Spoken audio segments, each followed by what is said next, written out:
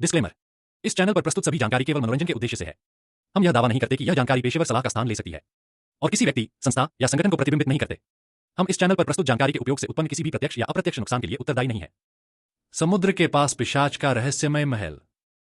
भाग 1। डरावनी शुरुआत। गहरे समुद्र के किनारे एक पुराना और सुनसान महल खड़ा था। यह महल सदियों से वीरान पड़ा था, लेकिन इसके आसपास के गांवों में कई रहस्यमय कहानियां प्रचलित थीं। कहा जाता था कि यह महल एक पिशाच का ठिकाना था, जो अंधेरी रातों में जागता और शिकार करता था।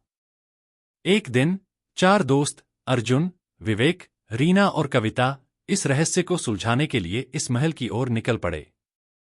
वे सभी कॉलेज के छात्र थे और रहस्यमयी कहानियों में गहरी रुचि रखते थे।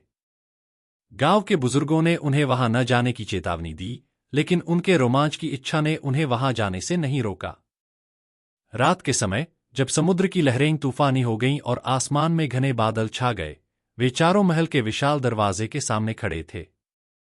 अर्जुन ने कांपते हाथों से दरवाजा खोला।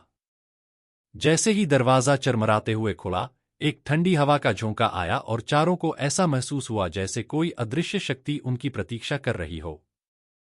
महल के अंदर घुप्पा अंधेरा था। उन्होंने टॉर्च जलाकर चारों ओर देखा। दीवारों पर अजीब-अजीब चित्र बने थे, जिनमें कुछ अज्ञात जीवों की आकृतियां थीं। फर्श पर जालों से ढकी धूल जमी थी और वातावरण में एक अजीब सी गंध फैली हुई थी। तभी एक तेज हवा का झोंका आया और महल का दरवाजा अपने आप बंद हो गया। सभी चौंक गए और दरवाजे की ओर भागे, लेकिन दरवाजा जैसे किसी अदृश्य शक्ति ने जकड़ लिया था। वे फंस चुके थे।